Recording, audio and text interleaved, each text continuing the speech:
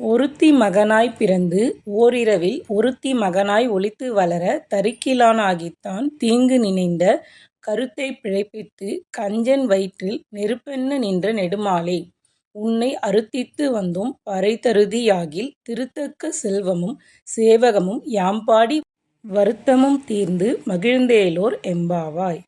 தேவகியின் மைந்தனாக நள்ளிரவில் பிறந்தவனே, அன்று இரவே யசோதையிடம் ஒளிந்து வளர்வதற்காக சென்றவனே, அவ்வாறு மறைந்து வளர்வதை பொறுக்க முடியாத கம்சன் உன்னை அழிக்க வேண்டும் என்று நினைத்தான். அந்த கருத்து அழியும் வகையில் அவனது வயிற்றில் பயத்தால் ஏற்படும் நெருப்பை விளைவித்த உயர்ந்த குணங்களையுடைய திருமாலே, உனது அருளை யாசித்து நாங்கள் வந்தோம்.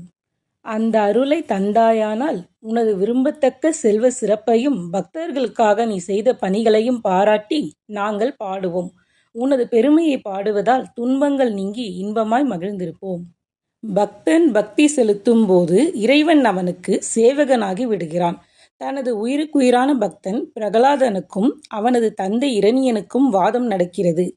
உன் நாராயணன் எங்கே இருக்கிறான் என்று இரணியன் கேட்க, பெருமாளுக்கு கை கால் உதறிவிடுகிறது. உடனே உலகிலுள்ள எல்லா ஜீவன்களுக்குள்ளும் அவன் சென்று விட்டான். ஓர் அணுவை கூட அவன் பாக்கி வைக்கவில்லை.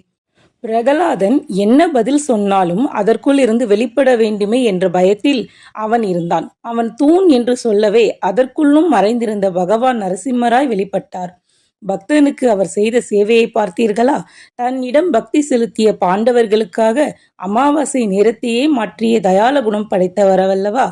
இவற்றையெல்லாம் படித்தாலே நாம் அவனை அடைந்து விடலாம் என்பது இப்பாடலின் உட்கருத்து.